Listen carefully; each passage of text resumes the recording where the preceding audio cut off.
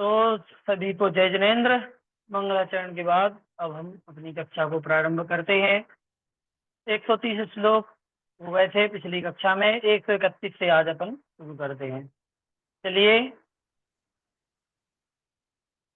कहते हैं आचार्य महाराज, कर्माभव तद्विचित्रो दैलहरिभर व्याकुले व्यापदुग्र भ्राम्यन्नक्रादिकीर्णे मृतिजनलसद्वाडवावर्तगर्ते मुक्ता शक्त्या हतांगा प्रतिगति मज्जनोन्मज्जनाभ्या मप्राप्त्यज्ञानपूतं तदनुगत जड़ पारगामी कथम स्यात्। जो कर्म रूपी समुद्र अपने विविध प्रकार के उदय रूपी लहरों के भार से व्याप्त है। कर्म रूपी समुद्र अपने विभिन्न प्रकार की, मतलब बहुत सारी उदय रूपी लहरों के भार से भरा हुआ है। ठीक है, कर्म रूपी समुद्र में कर्मों के उदय रूप लहरें भरी हुई हैं। आपत्तियों रूप इधर उधर घूमने वाले महान मगर आदि जल जंतुओं से परिपूर्ण है। और वो समुद्र कैसा है? आपत्ति रूपी मगर जैसे हिंसक जंतुओं से भरा है, तथा मृत्यु व जन्म रूपी बड़वाग्नि और भंवरों के गड्ढे के समान है। जन्म और मरण रूपी भंवर और गड्ढे, दावाग्नि और भंवर, ये उसमें है। उसमें पड़ा हुआ वह ज्ञानी मनुष्य, जिसका शरीर प्रत्येक गति में पग पग पर बार बार डूबने और ऊपर आने के कारण पीड़ित हो रहा है, तथा जो पार कराने रूप शक्ति से रहित है, ज्ञान रूपी जहाज को प्राप्त किए बिना कैसे पारगामी हो सकता है। अर्थात जब तक उसे ज्ञान रूपी जहाज प्राप्त नहीं होगा, तब तक वह कर्म रूपी समुद्र के पार किसी भी प्रकार से नहीं पहुंच सकता। यहाँ पर उदाहरण देते हुए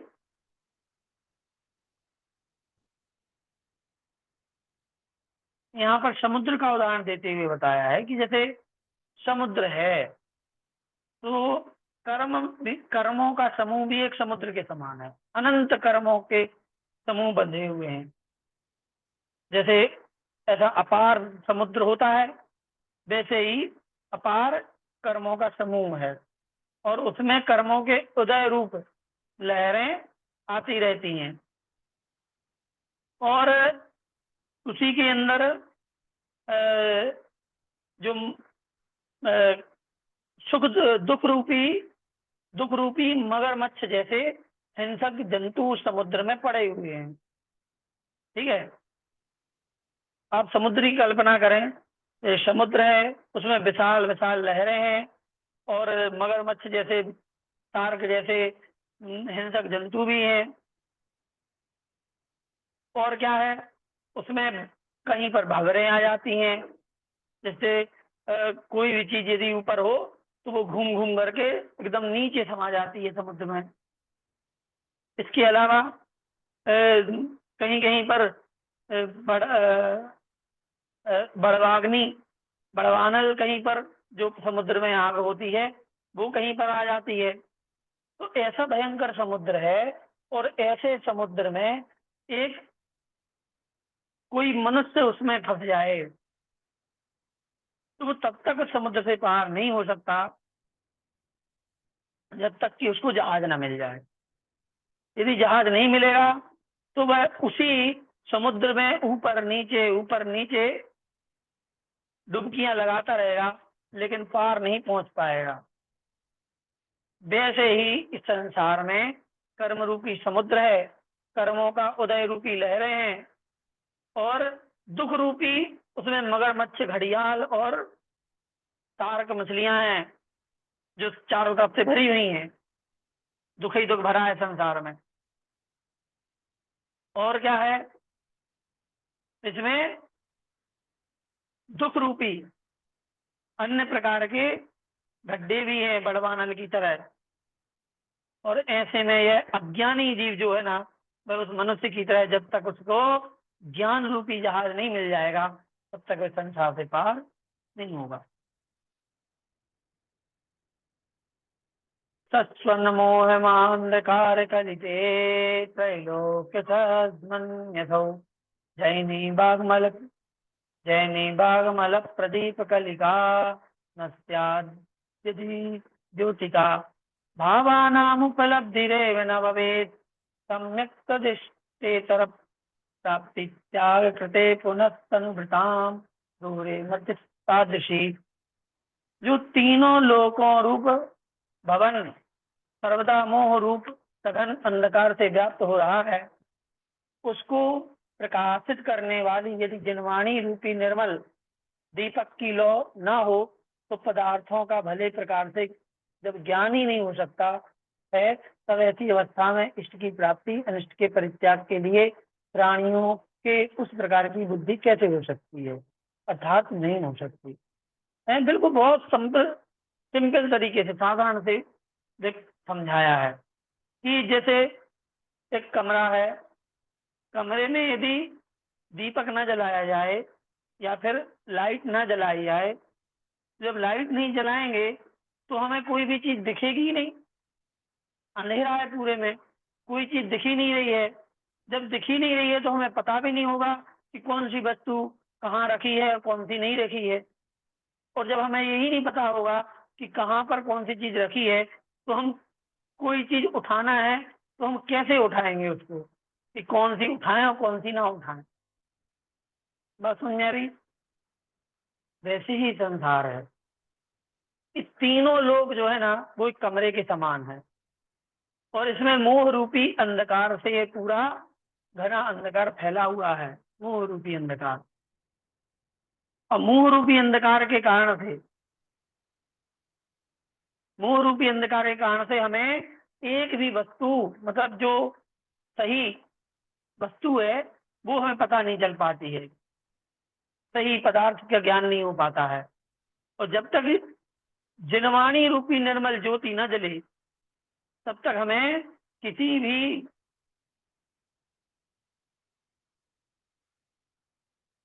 वस्तु का ज्ञान नहीं हो सकता। और ज्ञान नहीं होगा तब तक हम इष्ट प्राप्ति और अनिष्ट प्राप्ति के इष्ट प्राप्ति और अनिष्ट का परित्याग करने के लिए अपनी बुद्धि नहीं लगा पाएंगे। मतलब जब तक जिनवाणी नहीं पढ़ेंगे तब तक हमें ज्ञान नहीं होगा, जब तक ज्ञान नहीं होगा तब तक हम ये निर्णय नहीं ले पाएंगे कि कौन सी वस्तु छोड़नी है और कौन सी ग्रहण करनी है। ये सभी जिनवाणी के माध्यम से ही संभव हो सकता है।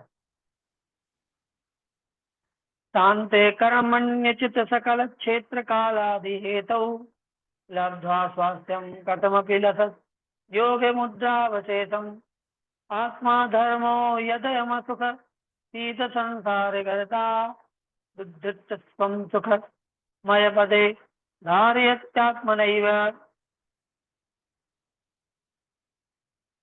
कर्म के उपशांत होने के साथ योग्य समस्त क्षेत्र कालादि रूप सामग्री के प्राप्त हो जाने पर केवल ध्यान मुद्रा से संयुक्त स्वास्थ्य को जिस किसी प्रकार से प्राप्त करके, क्योंकि यह आत्मा दुखों से परिपूर्ण संसार रूप गड्ढे से अपने को निकाल कर अपने आप ही सुखमय पद अर्थात मोक्ष में धारण कराता है, अतएव आत्मा ही धर्म कहा जाता है।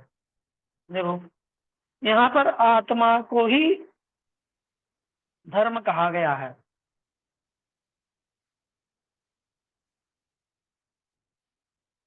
यहाँ पर यह बताया गया है कि जब कर्मों का उपशमन हो जाता है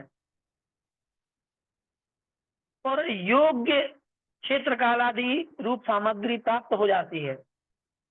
आपने इष्टोपदेश में एक श्लोक पढ़ा होगा कि योग्योपादान योगेन दृषदा स्वर्णता मता द्रव्यादि स्वादि संपत्ता वासनोप्यात्मता मता। जैसे वहां पर आया था ना कि सुद्रव्य सुक्षेत्र सुकाल सुभाव के भाव के प्राप्त होने पर यह जैसे स्वर्ण पाषाण अपने स्वर्ण पने को प्राप्त हो जाता है, वैसे यह चेतन आत्मा भी अपने सही स्वरूप को प्राप्त हो जाता है। वही चीज यहाँ बता रहे हैं कि कर्मों के उपशांत होने पर जब योग्य क्षेत्र काल आदि अपन को सामग्री प्राप्त हो जाती है, तब हम ध्यान मुद्रा से युक्त होकर के हम क्या करते हैं, अपने आत्म स्वरूप में स्थित हो जाते हैं। और ऐसे स्थित होकर के जिस किसी प्रकार से आत्मा से यह आत्मा दुख रूपी गड्ढे से निकलकर अपने आप को मोक्ष रूपी सुख में पहुंचाता है। ये आत्मा ही है जो कुछ करने वाला है। ये हमारा जो ज्ञान दर्शन गुण का पुंज है, यही आत्मा है। तो यही आत्मा ही सही द्रव्य क्षेत्र काल भाव के प्राप्त होने पर अपने आप को दुख रूपी गड्ढे से निकालता है और उत्तम सुख की ओर ले जाता है। ठीक है, यहाँ पर लिखा है इष्ट स्थाने धरति इति धर्म। धर्म की परिभाषा निरुक्ति के अनुसार कि इस स्थान पर जो धर दे ले जाकर उसे धर्म कहते हैं, अर्थात जीव को संसार के दुखों से निकालकर उत्तम सुख की ओर ले जाए उसे धर्म कहते हैं। कर्मों के उपशांत होने से प्राप्त हुई द्रव्य क्षेत्र काल भाव रूप सामग्री के द्वारा अनंत चतुष्टय स्वरूप स्वास्थ्य का लाभ होता है। इस अवस्था में एकमात्र ध्यान मुद्रा ही शेष रहती है, बाकी सारी मुद्राएं छूट जाती हैं। सेव और शेष सभी संकल्प विकल्प छूट जाते हैं। अब यह आत्मा अपने आप को अपने द्वारा ही संसार रूप गड्ढे से निकालकर मोक्ष पहुंचा देता है। यही जो हम बात पहले कर रहे हैं। ठीक है, इसलिए धर्म किसका नाम है? आत्मा का नाम ही धर्म है। ठीक है, यहाँ पर एक चीज जो याद रखने की है कि यहाँ पर आत्मा को ही धर्म है। क्यों? क्योंकि आत्मा अपने आप को ही दुख रूपी गड्ढे से निकालकर और इष्ट स्थान पर रख देती है, ले जाती है। इष्ट स्थाने धरती थी धर्मा, ये आत्मा ही धर्म है।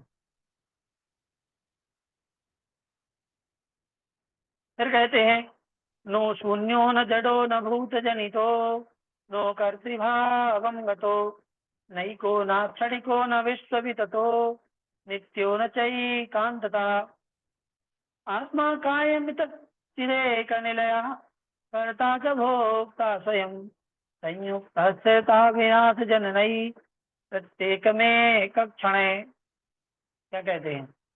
यह आत्मा एकांत रूप से ना तो शून्य है, ना जड़ है, ना पृथ्वी आदि भूतों से उत्पन्न हुआ है, ना करता है, ना एक है, ना क्षणिक है, ना विश्वव्यापक है, ना नित्य ही है, किंतु चैतन्य गुण का आश्रय भूत यह आत्मा प्राप्त हुए शरीर के प्रमाण होता हुआ स्वयं ही करता और भोगता भी है। क्या है? स्वयं ही करता और स्वयं ही भोगता है। कोई दूसरा कोई करता नहीं होता, हम ही करता है और हम ही उस कर्मों के फल का भोगता है। वह आत्मा प्रत्येक क्षण में स्थिरता, विनाश, व्यय और जनन अर्थात उत्पाद से संयुक्त रहता है। उत्पाद, व्यय, धौव्य इनसे युक्त होता है। जी जी, बहुत अच्छे, जय जिनेन्द्र। अब यहाँ पर जो ये श्लोक है, इस श्लोक में आचार्य महाराज जो आत्मा का स्वरूप है ना, उस आत्मा के स्वरूप को अन्य दर्शनकारों की अपेक्षा से यहाँ पर स्थापित कर रहे हैं। मतलब यह है कि अन्य दर्शनकार क्या मानते हैं और वो है कि नहीं है, ये यहाँ पर बताया गया है। अर्थात जो भिन्न भिन्न प्रवादी हैं, देखो लिखा है, वो विभिन्न प्रकार से आत्मा की कल्पना करते हैं, उसका निराकरण यहाँ किया गया है। जैसे शून्य एकांतवादी लोग होते हैं, जिन्हें अपन सांख्य मतावलंबी कह सकते हैं, केवल आत्मा को नहीं बल्कि विश्व को ही शून्य मानते हैं। ठीक है, उनके मत के निराकरण करने के लिए यहाँ पर एकांतता नो शून्य, अर्थात एकांत से कोई शून्य नहीं है, आत्मा शून्य नहीं होती। ऐसे वैशेषिक दर्शन होता है, वो क्या कहते हैं? वो कहते हैं कि मुक्ति अवस्था में बुद्धि आदि 9 विशेष गुणों का उच्छेद मानकर उसे जड़ जैसा बना देते हैं। अर्थात अ, बुद्धि भी जब मुक्ति होती है तो बुद्धि भी छूट जाती है।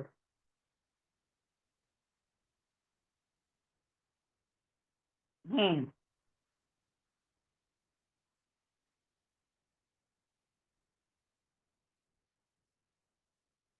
बुद्धि भी छूट जाती है, तो यहाँ पर ये बताया गया है कि यदि बुद्धि छूट जाएगी, ज्ञान ही खत्म हो जाएगा, तो फिर आत्मा तो जड़ हो जाएगी। तो बाकी जड़ चीजों में और आत्मा में क्या अंतर रह जाएगा? इसलिए यह अ, कैसी है? वे चेतन नहीं मानते, लेकिन यह आत्मा चेतन होती है ना, और चेतन नहीं होगी तो जड़ हो जाएगी, इसलिए न जड़ा ऐसा कहा गया है। चार्वाक मतानुयायी जो लोग होते हैं, वो पंचभूत पदार्थों को ही आत्मा का स्वरूप मानते हैं। अर्थात जो पृथ्वी जल अग्नि वायु आकाश से मिलकर आत्मा बना है, जैसे बाकी चीजें बनी हैं, और मरणोपरांत ये सब पंचभूत पदार्थ अपने अपने में मिल जाते हैं, ऐसा मानता है। तो उसके लिए इन्होंने लिखा है यहाँ पर कि गर्भ के पहले मरण के पश्चात उसका अस्तित्व तो नहीं रहता, ऐसा मानते हैं। इसलिए यहाँ पर कहा गया है ना भूत जनिता, अर्थात ना यह आ, अर्थात पंचभूतों से उत्पन्न नहीं हुआ है। नैयायिक जो होते हैं, एक न्याय दर्शन होता है, उनको नैयायिक बोलते हैं। वह आत्मा को सर्वथा कर्ता मानते हैं, अर्थात आत्मा ही है जो सब कुछ करने वाला है, उसी के करने से ही सब कुछ हो रहा है। तो उनके इस अभिप्राय को लक्ष्य करके यहाँ कहा गया है कि नो कर्ति भावंगता, अर्थात सर्वथा कर्तृत्व अवस्था को प्राप्त नहीं होता। करता तो है, लेकिन सर्वथा करता नहीं है, ऐसा कहा गया है। फिर एक होते हैं द्वैतवादी, वो केवल परब्रह्म को ही स्वीकार करके उसके अतिरिक्त समस्त पदार्थों का निषेध कर देते हैं। अद्वैतवादी लोग होते हैं, वो केवल एक परब्रह्म को मानते हैं, उसके अलावा और कोई नहीं होता। मतलब एक ही ईश्वर है, एक ही भगवान है, एक ही ब्रह्म है, वही सबके अंदर है। मरने के बाद वो ब्रह्म वापस में लीन हो जाता है। तो इसका निराकरण करने के लिए यहाँ पर निषेध कर दिया गया है कि ऐसा नहीं होता। लोक में जो विविध प्रकार के पदार्थ देखने में आते हैं, ये कहते हैं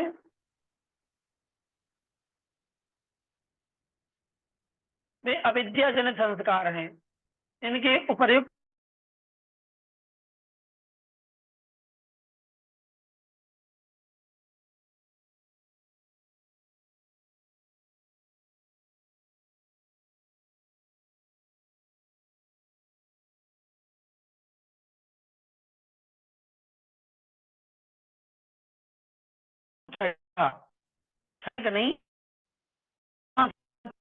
नहीं है। और जो बैठे थे आत्मा को विष्णु के पर विष्णु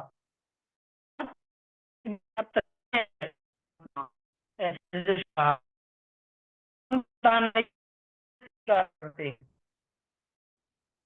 तो को क्या है कि न नित्या अर्थात सर्वथा नित्य नहीं हो।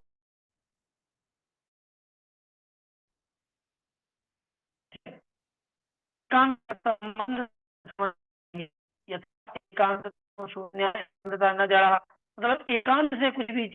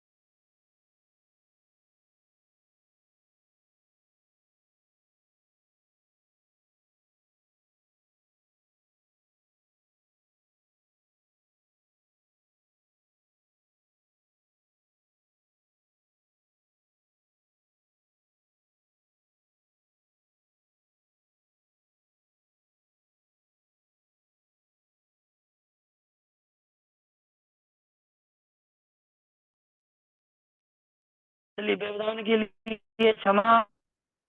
हमारे यहाँ लाइट चली गई है।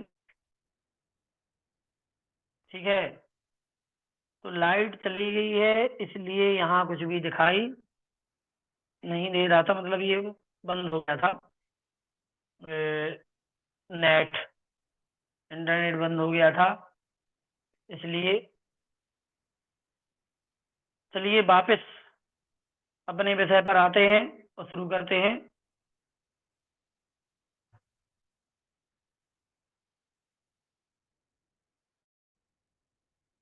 अभी आवाज आ रही है सभी को?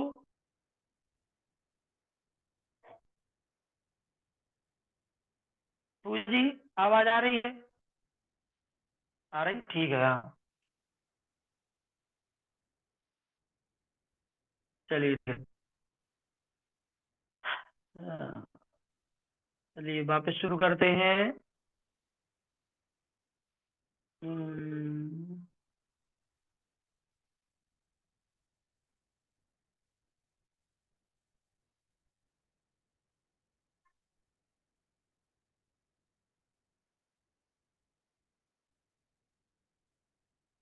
No sound? नहीं, अभी हम बोल नहीं रहे थे, इसलिए साउंड नहीं आ रहा होगा। अब हम बोल रहे हैं तो अब साउंड आ रहा होगा। चलो, हाँ, पुनः शुरू करते हैं। हम्म कहाँ से यहाँ पर जो श्लोक है, संक्षेप में से इतना ही मानने का है कि एक श्लोक में ही आचार्य महाराज ने सभी जितने उन सभी दर्शनों के मतों का खंडन यहाँ पर कर दिया है, कि वो लोग किस तरीके से यहाँ पर सारा खंडन कर दिया है। ठीक है, चलिए अगला श्लोक पढ़ते हैं। तिष्ठति दिशा सकलिता केनात्रय।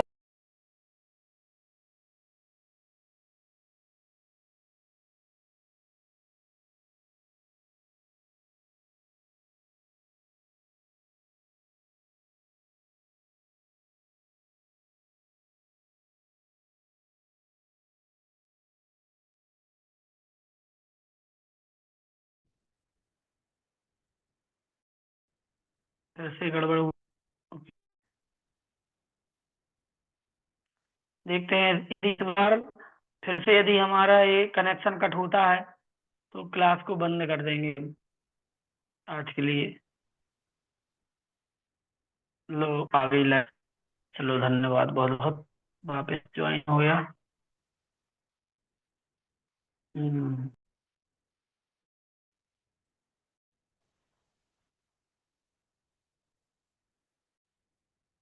आवाज आएगी तब ना, जब हम बोलेंगे।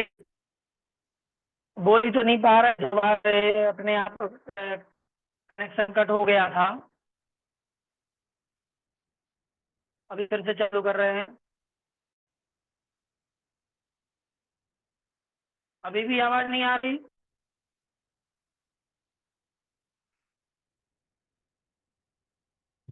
आवाज नहीं आ रही है अभी भी?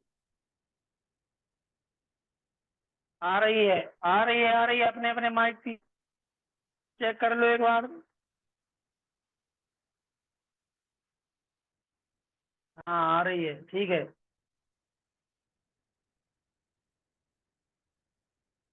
बस ठीक है, ना लिखें, समझ गए। 114 रिपीट कर देता हूँ। फ्रांस में, मैं रिपीट करता हूँ, 124 नंबर में सभी दर्शन हैं, उनके मत से जो आत्मा स्वरूप, आत्मा का स्वरूप बताया गया है, सारे मैसेज में लिखा है, साढ़े 8 10 लिखा है, लेकिन हम 8 तक ले रहे हैं।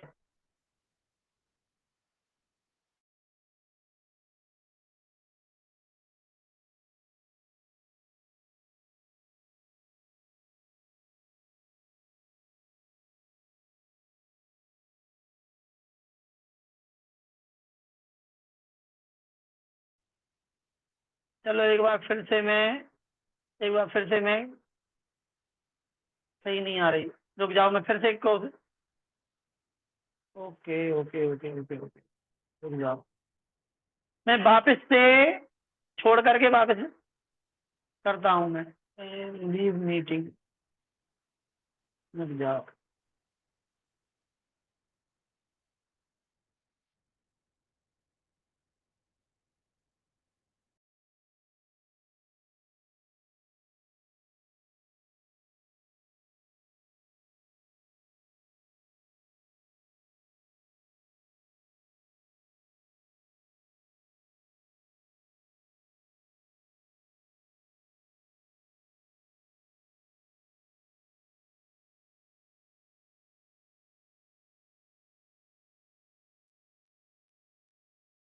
हाँ, अब बताइए, अब आ रही है क्या क्लियर आवाज?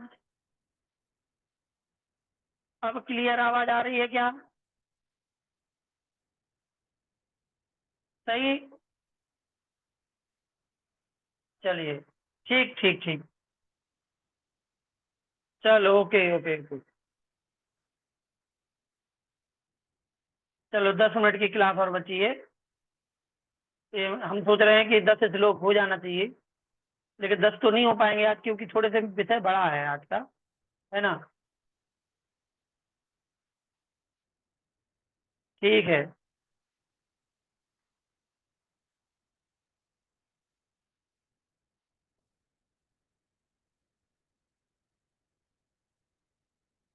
तो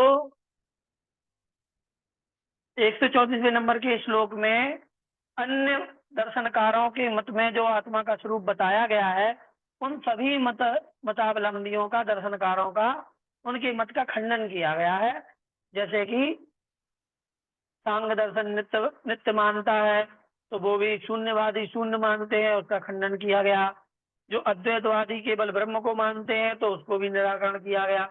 ऐसे कर करके हर प्रकार के मतों का खंडन किया गया है।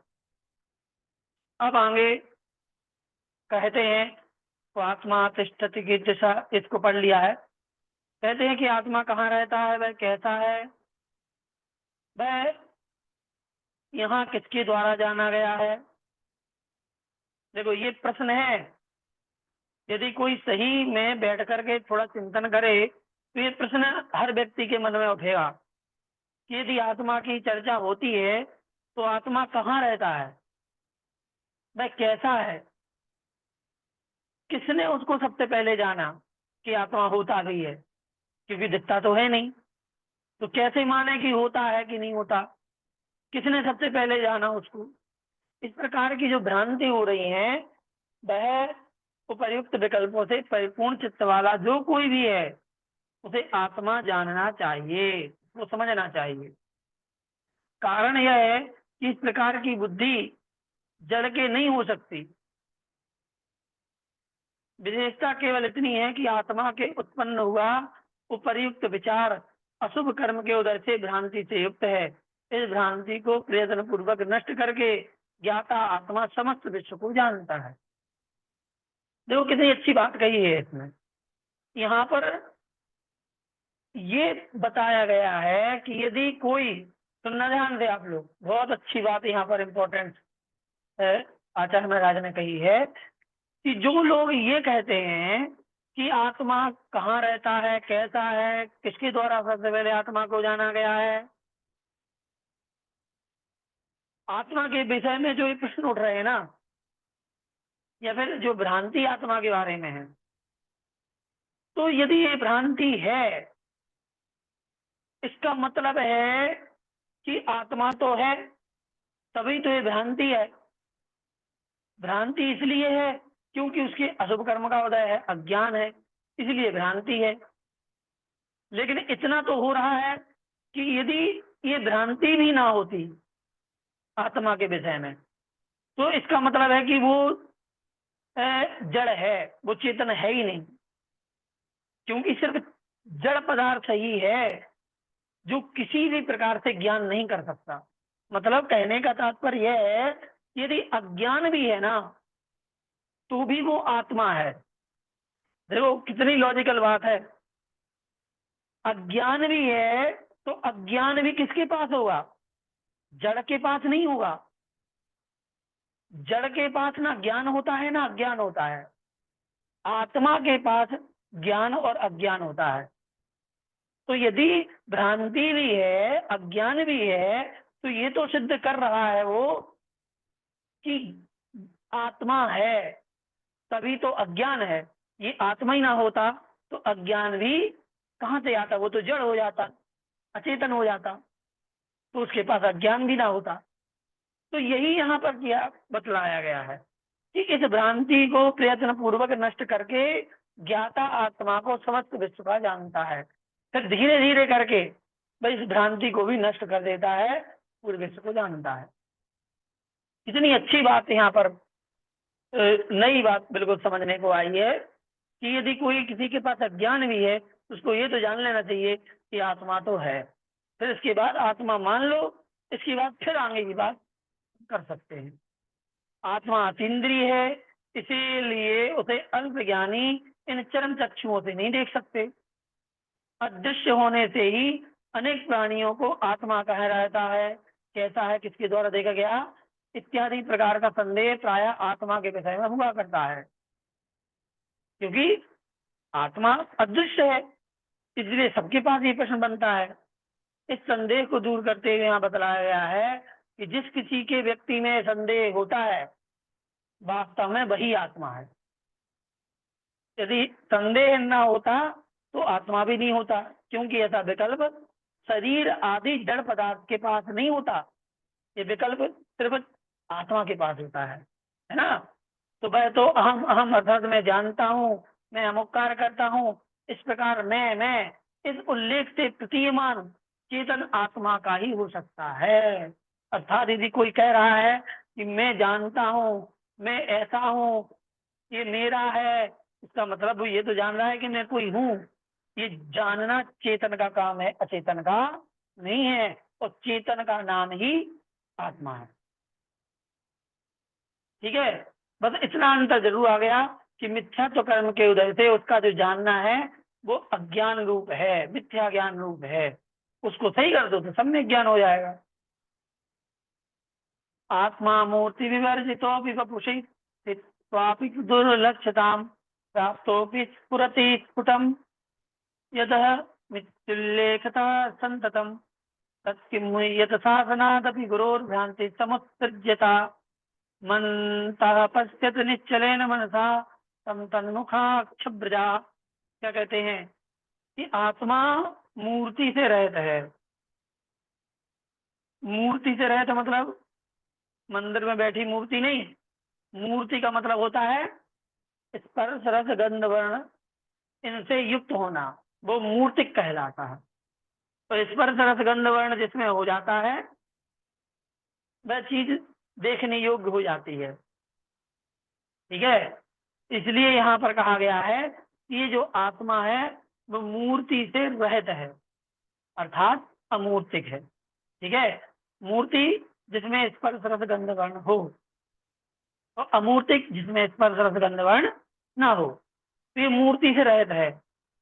और शरीर में स्थिर हो करके भी, शरीर में स्थित है, अदृश्य अवस्था को प्राप्त होता हुआ निरंतर अहम अर्थात मैं इस उल्लेख से स्पष्टतया प्रतीत होता है।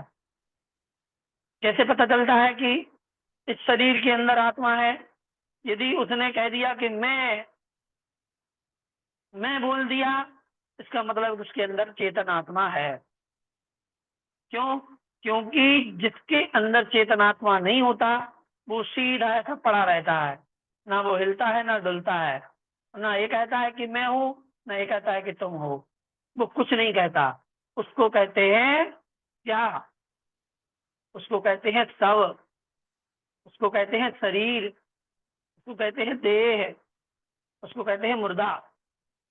वो सिर्फ मिट्टी है, उसके अंदर चेतन आत्मा नहीं है। बात समझ में आई? हाँ। तो हे बब्बी जी, वो आत्मोन्मुख इंद्रिय समूह से संयुक्त होकर मोह को क्यों प्राप्त होते हो तुम? गुरु की आज्ञा से भ्रम को छोड़ो और अभ्यंतर निश्चल मन से उस आत्मा का अवलोकन करो। आत्मा का अवलोकन करो। गड़बड़ हो गया।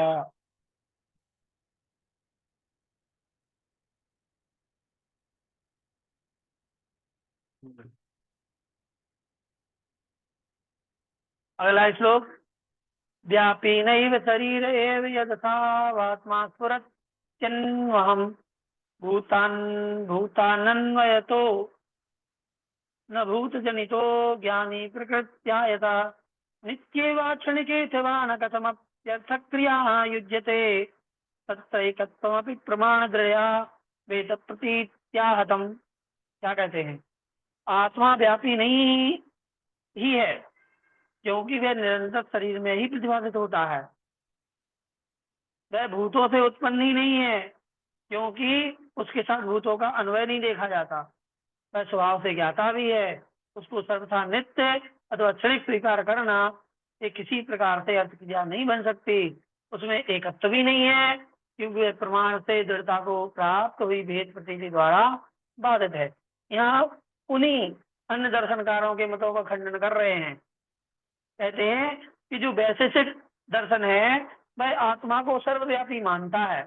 अर्थात ये जो आत्मा है ना, ये जो जीव है, आत्मा है, ये पूरे लोक में फैला हुआ है ना। तो उनको लक्ष्य करके यहाँ कहा गया है कि आत्मा व्यापी नहीं है, वो तो केवल शरीर प्रमाण मात्र होता है। यदि आत्मा व्यापी होता तो फिर क्या होता,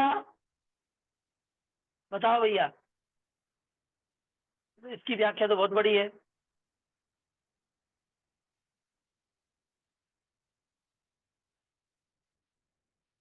चलो इसी को पढ़ लेते हैं पूरा, बस खत्म करेंगे। देखो बहुत अच्छी बात है, लेकिन यदि आप ध्यान से सुनना सभी लोग, ये ये पूरा जो पैराग्राफ है यहाँ पर, ये समझ लो कि प्राण है अपने जैन दर्शन को समझने के लिए। यदि इस पैराग्राफ को पढ़ लिया तो आपको सही मायने में जैन दर्शन समझ में आ जाएगा। एक दर्शन है वैशेषिक दर्शन, वो ये मानता है कि जो आत्मा है सब में फैला हुआ है पूरे में। लेकिन जैन दर्शन कहता है कि ये आत्मा सब पूरे लोक में नहीं फैला, ये केवल उतना ही रहता है जितना बड़ा शरीर होता है। क्यों? क्योंकि यदि ये पूरे में फैल जाएगा तो उसकी प्रतीति केवल अपने ही शरीर में क्यों होती है? फिर यदि हमारा ही आत्मा यदि दूसरे के अंदर भी होगा तो उसके बारे उसकी प्रतीति भी हमें होने लगेगी। देखो अन्यत्र भी होनी चाहिए थी, परंतु शरीर को छोड़कर अन्यत्र कहीं पर भी उसकी प्रतीति नहीं होती है। अतएव यह निश्चित है कि आत्मा शरीर प्रमाण है, ना कि सर्वव्यापी। ठीक है, बात समझ में आ रही होगी आपको, ऐसा मुझे पूरा विश्वास है। फिर कहते हैं आत्मा 5 भूतों से उत्पन्न हुआ है। इसको 4 वाक मत वाले मानते हैं, उसको भी यहाँ पर दूषित किया गया है कि आत्मा चूंकि स्वभाव से ही ज्ञाता दृष्टा है, अतएव भूत जनित नहीं है। स्वभाव से ही ज्ञाता दृष्टा है, ज्ञान दर्शन गुण उसका अनादिकाल से है। इसलिए भूत भूत मतलब पंच महाभूत। पंच महाभूत मतलब पृथ्वी जल अग्नि वायु और आकाश, ये पंच महाभूत कहलाते हैं। इसलिए यहाँ पर कहा गया है कि पंच महाभूतों से नहीं बना है। यदि वैसा होता पंच महाभूतों से बना तो आत्मा में स्वभावतः चेतन गुण नहीं पाया जाना चाहिए था। मतलब यदि ये जैसे पुद्गल चीजों से मिलकर के घड़ा हमने बना दिया, ऐसे यदि ये आत्मा बना होता पंचभूतों से मिलकर के, तो अनादिकाल से हमेशा से इसके अंदर ज्ञान दर्शन गुण नहीं आता। फिर तो ऐसा होता कि पहले पंच महाभूतों से आत्मा बनता, फिर उसमें अलग से ज्ञान और दर्शन गुण डालना पड़ता। ठीक है, तो फिर प्रश्न ये भी बन जाता कि उस पंच महाभूत से बने आत्मा के अंदर ज्ञान दर्शन गुण डाला किसने, ये प्रश्न आ जाता। अब कहोगे कि हाँ किसी ने डाला है, तो फिर जिसने डाला है फिर वो कौन है, वो क्या है, आत्मा है कि नहीं है? अनंत प्रश्न उठ जाएंगे फिर। इसलिए आत्मा पंच महाभूतों से नहीं बना है। ठीक है, फिर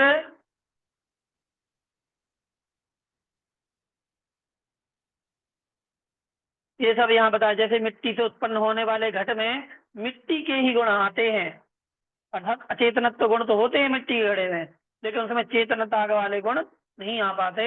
इसी प्रकार से पंच महाभूतों से यदि उत्पन्न होता तो इसमें भी अचेतन गुण ही पाया जाता, चेतन गुण नहीं होता। अब आगे, आत्मा को सर्वथा नित्य अथवा क्षणिक मानने पर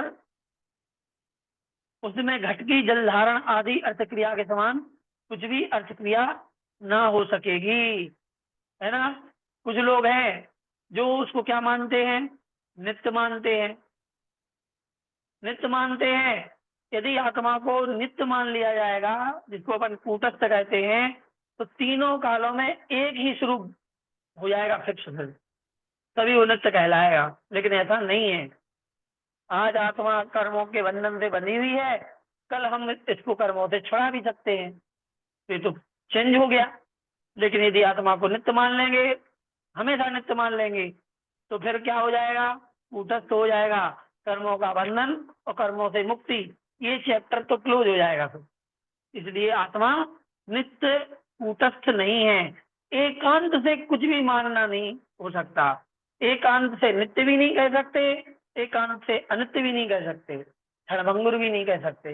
इसीलिए जैन दर्शन अनेकांत का सिद्धांत बताता है कि यह आत्मा कथनचित नित्य है और कथनचित अनित्य है। तभी तो ये जैन दर्शन इतना प्योर है, नहीं तो क्या ही है। ठीक है, चलो ये पैराग्राफ है, इसको पूरा कर लेते हैं। फिर कहते हैं, ऐसी अवस्था में कार्य की उत्पत्ति के पहले कारण का अभाव कैसे कहा जा सकेगा।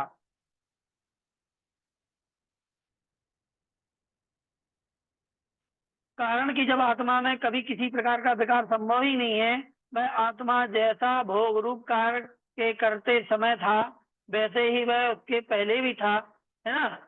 और फिर क्या कारण है कि वह पहले भी भोग रूप कार्य नहीं होता। कारण के होने पर वह होना ही चाहिए था, और यदि वह पहले ही नहीं होता तो फिर पीछे भी नहीं उत्पन्न होना चाहिए था, क्योंकि भोग रूप क्रिया का कर्ता आत्मा सदा एक रूप ही रहता है, अन्यथा उसकी कूटस्थ नित्यता का विघात असंभव अवश्यंभावी है। कारण कि पहले जो इसकी अकारकत्व अवस्था थी, उसका विनाश होकर कारकत्व रूप नई अवस्था का उत्पाद हुआ है, यही कूटस्थ नित्यता का विघात है। इसी प्रकार यदि आत्मा को सर्वथा क्षणिक ही मान लिया जाए, तो भी उसमें किसी प्रकार की अर्थ क्रिया नहीं होगी, मतलब सिद्ध नहीं हो पाएगा। कारण है कि किसी भी कार्य के करने के लिए स्मृति, प्रत्यभिज्ञान एवं इच्छा आदि का रहना आवश्यक होता है। तो यदि ये क्षणिक होता है, एकांत में पक्ष संभव नहीं है। इसका कारण यह है कि जिसने पहले किसी पदार्थ का प्रत्यक्ष कर लिया है, उसे ही पश्चात उसका स्मरण हुआ करता है, और फिर तत्पश्चात उसी के उक्त अनुभूत पदार्थ का पुनः स्मरण करने पर, प्रत्यक्ष होने पर प्रतिविज्ञान होता है। परंतु जब आत्मा सर्वदा क्षणिक ही होता, तब जिस क्षण को वह प्रत्यक्ष हुआ है, वही तो उसी क्षण नष्ट हो चुका होता है। ऐसी अवस्था में उसके स्मरण और प्रतिविज्ञान की संभावना कैसे की जा सकती है। इसलिए उक्त स्मरण और प्रतिविज्ञान के बिना किसी भी कार्य का करना असंभव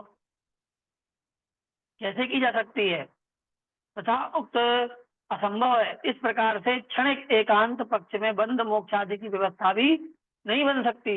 इसलिए आत्मा आदि को सर्वथा नित्य और क्षणिक न मानकर कथनचित नित्य और कथनचित अनित्य स्वीकार करना चाहिए। यहाँ बता दिया, जो पुरुष द्वैतवादी आत्मा को पर ब्रह्म स्वरूप सर्वथा एक स्वीकार करके विभिन्न आत्माओं एवं अन्य सब पदार्थों का निषेध करते हैं, उनके मत का निराकरण करते हुए यहाँ बतलाया गया है कि सर्वथा एकत्व की कल्पना प्रत्यक्षादि प्रमाणों से बाधित है।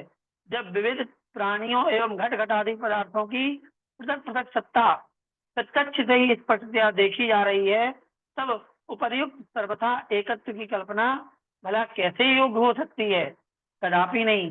इस प्रकार शब्दाद्वैत, विज्ञानाद्वैत और चित्राद्वैत आदि की कल्पना भी प्रत्यक्ष आदि से बाधित होने के कारण से ग्राह्य नहीं है, ऐसा निश्चय करना चाहिए। मैं आपको संक्षेप में इसको बता देता हूँ। यहाँ ये जो क्षणिक बात बताया, उसका खंडन इसलिए किया गया है पर क्योंकि यदि आत्मा को क्षणिक हम मानते, मतलब हर क्षण आत्मा नष्ट हो रही है, हर क्षण बन रही है, ऐसा क्षणिक का मतलब होता है। तो यदि ऐसा मानते तो फिर स्मृति प्रतिविज्ञान का निषेध हो जाता। स्मृति प्रतिविज्ञान क्या है? स्मृति प्रतिविज्ञान क्या कहलाता है कि हमने सबसे पहले इस पुस्तक को देखा, तो ये पहला ज्ञान हो गया हमारा, ठीक है। फिर क्या हुआ, कुछ दिन बाद हमें पुस्तक ढूंढ रहे थे हम कि भैया पंचविंशतिका की पुस्तक कहाँ है। तो हम क्या करते हैं कि जब हमने पहले जो पुस्तक को देखा था, हमारे दिमाग में वो आ जाती है कि वो कैसी थी, उसका चित्र कैसा था, रंग कैसा था। तो क्या हुआ, ये स्मृति हो गई, ठीक है, स्मृति हो गई, क्योंकि हमने पहले उसको देखा था। फिर अचानक से पुस्तकालय में हमें वो किताब दिख जाती है, और जैसे ही किताब दिखती है, पुस्तक दिखती है, हम तुरंत पहचान जाते हैं कि अरे यही है वो पुस्तक जो हमने उस दिन देखी थी। तो देख करके चीज को हमें समझ जाना, ये प्रत्यभिज्ञान कहलाता है। स्मृति के बाद प्रत्यभिज्ञान होता है। अब मान लीजिए यदि आत्मा को हम क्षणिक मान लें, तो क्षणिक होगी तो आत्मा तो उसी क्षण नष्ट हो गई जब हमने पहली बार पुस्तक को देखा था। तो फिर हमें स्मृति बनेगी ही नहीं। क्यों? क्योंकि वो आत्मा तो नष्ट ही हो गई जिसने उस क्षण उस पुस्तक को देखा था। आज हम जब पुस्तक को देख रहे हैं, ये तो नई आत्मा है, तो हर क्षण नई आत्मा जन्म ले रही है। इसका मतलब है स्मृति और प्रत्यभिज्ञान, तो फिर चैप्टर ही क्लोज हो जाएगा। लेकिन ऐसा है नहीं। स्मृति भी है, प्रत्यभिज्ञान भी है। इसका मतलब है कि आत्मा क्षणिक नहीं है, ठीक है। और जो अद्वैतवादी हैं, उनके लिए कहा गया है कि जब इतनी सारी चीजें दुनिया में दो दो तीन तीन और अनेकों दिखाई दे रही हैं, तो फिर आत्मा को ही तुम अकेला क्यों मानते हो कि एक ही है पूरे संसार में? आत्मा भी तो अनेक हो सकती है जब बाकी चीजें अनेक है। तो इस प्रकार से इसका भी खंडन किया गया है, ठीक है। तो आज की क्लास थोड़ी सी ज्यादा लंबी हो गई है, क्योंकि इस चैप्टर को मुझे यही क्लोज करना था, है ना। 138 श्लोक अपने हो चुके हैं। चलिए आप सभी अब जनवाणी स्थिति कर लीजिए। 137 हो गए। चलिए कोई दिक्कत नहीं, साथ ही हुए जनवाणी स्थिति कर